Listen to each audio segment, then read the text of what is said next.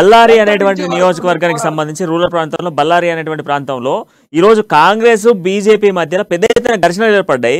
అక్కడ పోలింగ్ సెంటర్లలో ఈవీఎం మిషన్లు బద్దలుట్టిన సిచ్యువేషన్స్. అక్కడ ఏం చెప్తా ఉన్నారు, గెలుపు మాదే అంటూ మీ కాంగ్రెస్ పార్టీ చెప్తా ఉంది. అల్టిమేట్ గా కూడా మేము చెప్పుకున్నటువంటి మార్కింగ్ టార్గెట్ ఈసారి రీచ్ అవుతాం, అన్లిమిటెడ్ గా కూడా ఈసారి మేము మళ్ళీ అధికారంలోకి రాబోతున్నాం అని బీజేపీ చెప్తా ఉంది. సో మీరు గొడవలు పెట్టుకుంటే నార్మల్ పబ్లిక్ ఏం చేసిర్రు, అక్కడ ఈవీఎం మిషన్లు ఏం చేసినాయి, ఈవీఎం మిషన్లు ఎందుకు వాళ్ళకి కొడతా ఉన్నారు ఎలక్షన్స్లలో? బళ్ళారిలో ప్రధానంగా కాంగ్రెస్ భారతీయ జనతా పార్టీ ఉన్నప్పటికీ గతంలో భారతీయ జనతా పార్టీ ఉన్నటువంటి గాలి జనార్దన్ రెడ్డి గారు ఈసారి భారతీయ జనతా పార్టీ ఓటర్ను చీల్చబోతా ఉన్నాడు. కాబట్టి భారతీయ జనతా పార్టీ నాయకులు వారికి నష్టం జరుగుతుందని తెలిసేసి ఈ విధమైనటువంటి కార్యక్రమాలు పాల్పడుతూ ఉన్నారు.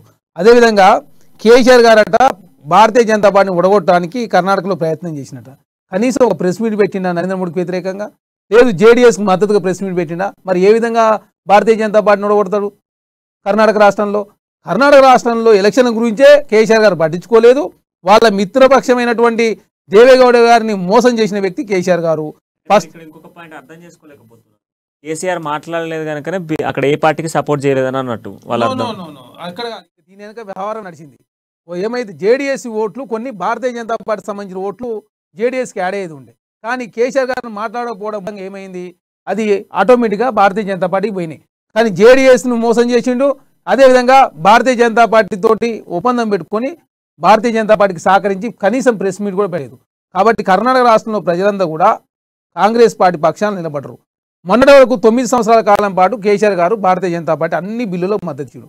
రాజ్యసభ చైర్మన్, వైస్ చైర్మన్, రాష్ట్రపతి, ఉపరాష్ట్రపతి, జీఎస్టీ, నల్ల చట్టాలు, 370 ఆర్టికల్లు, అది అన్ని బిల్లులకు మద్దతు ఇచ్చిన వ్యక్తి కేసీఆర్ గారు. అదే ఇంకోటి కూడా కార్పొరేట్ ఎలక్షన్లో భారతీయ జనతా పార్టీకి టీఆర్ఎస్ పార్టీ సహకరించింది. అదేవిధంగా దేశంలో 9 సంవత్సరాల కాలం పాటు పనిచేశాట. ఇప్పుడంటే భారతీయ జనతా పార్టీ అంటే దేశంలో ఉడగొడతాడు కేసీఆర్ గారు. ఎట్లా సాధ్యమవుతుందండి? ఔటర్ రింగ్ రోడ్లో 7,380 కోట్ల రూపాయలకు మీరు తక్కువ రేటుకు పెట్టుబడి ప్రైవేట్ వ్యక్తికి ఇచ్చి బాంబేలో మహారాష్ట్ర లీడర్లు ఉండడానికి ఆ సంస్థ అక్కడ ఫైనాన్స్ చేస్తూ ఉంది. బాంబే సంస్థకు అప్పచెప్పిండు. 30,000 కోట్ల రూపాయలు రావాల్సిన సంస్థను అక్కడ అప్పచెప్పి 20,000 కోట్ల రూపాయలతో మిగిలిన తెలంగాణ రాష్ట్రాన్ని ఇస్తే 5,70,000 కోట్లు అప్పు చేసిన వ్యక్తి కేసీఆర్ గారు. ఇక్కడ రేపు తెలంగాణ రాష్ట్రంలో కూడా కేసీఆర్ గారు ఉడిపోతా ఉన్నాడు. అదేవిధంగా 14 మంది ప్రధానులు 63 లక్షల కోట్లు అప్పు చేస్తే నరేంద్ర మోడీ గారు ప్రధానమంత్రి అయిన 100 లక్షల కోట్లు అప్పు అన్నమాట వాస్తవం. అదేవిధంగా 15 లక్షలు నల్లధనం తెస్తానటువంటి మన నరేంద్ర మోడీ గారు నల్లధనం తేలే కానీ నల్ల బొగ్గు మాత్రం తెచ్చిండు. ఆస్ట్రేలియా నుంచి నల్ల బొగ్గుని అదాని రూపంలో భారతదేశానికి ఎగుమతి చేస్తూ 2.5% దిగుమతి సుంకాన్ని కూడా రద్దు చేసి భారతదేశంలో 10% ఖచ్చితంగా విదేశీ బొగ్గును వాడాలని, వాడకపోతే 15% కోత విధిస్తామని, అదేవిధంగా ఇక్కడ అదాని బొగ్గుకు 25,000 రూపాయలు పెట్టి కోల్ ఇండియా బొగ్గుకు 5,000 రూపాయలు పెట్టారు. ఈ విధంగా నరేంద్ర మోడీ గారు అదానికి మేలు చేసిండు. అదాని మూలంగా 2014 ముందు 604 ప్లేస్ ఉన్న అదాని ఇప్పుడు ప్రపంచ కుబేర్లో 3వ స్థానం పోయి ఇడెన్బర్గ్ రిపోర్ట్ తర్వాత ఏ విధంగా కిందికి వచ్చిండో అర్థం చేసుకోవాల్సిన అవసరం ఉంది. ఎల్ఐసి నుంచి 70,000 కోట్ల రూపాయలు అదాని కంపెనీలో పెట్టుబడి పెట్టించిండు. 20,000 కోట్ల రూపాయలు ఎస్బీఐ నుంచి రుణం ఇప్పించిండు అదాని కంపెనీకి. అదాని కంపెనీకి 25,000 కోట్ల రూపాయలు రుణమాఫీ చేసిండు. గుజరాత్ పెట్టుబడిదారుల కోసం 14 లక్షల రుణాలు మాఫీ చేసిన వ్యక్తి నరేంద్ర మోడీ గారు.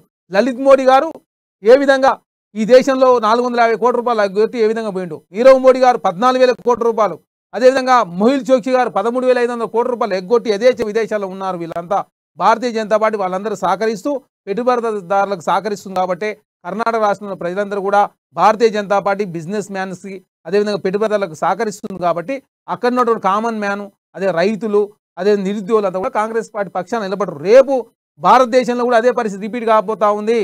దేశం మొత్తం నరేంద్ర మోడీ గారు ప్రధానమంత్రి అయిన తర్వాత ఏ విధంగా జీడిపి పతనమైందో, ఏ విధంగా భారతదేశంలో అప్పులు పెరిగినాయో, ఏ విధంగా 2 కోట్ల ఉద్యోగాలు ప్రతి సంస్థ ఇస్తానని చెప్పేసి 9 సంవత్సరాల నిరుద్యోగులను మోసం చేసిండు. ఆయనే పార్లమెంట్ సాక్షిగా ప్రకటించిండు 21 కోట్ల మంది నిరుద్యోగులు ఉన్నారు, మేము 7 లక్షలు మాత్రం ఇచ్చని చెప్పి నరేంద్ర మోడీ గారు ప్రకటించారు. అంటే నరేంద్ర మోడీ గారు ఏ విధంగా ఈ దేశంలో ప్రజలను మోసం చేయడం జరిగింది. అదే కాకుండా కేసీఆర్ గారు కూడా మొదటి తెలంగాణ సమావేశాలు 2014లోనే 2 లక్షల ఉద్యోగాలు నింపుతాని చెప్పేసి 9 సంవత్సరాల నుంచి ఉద్యోగాలు నింపలేదు.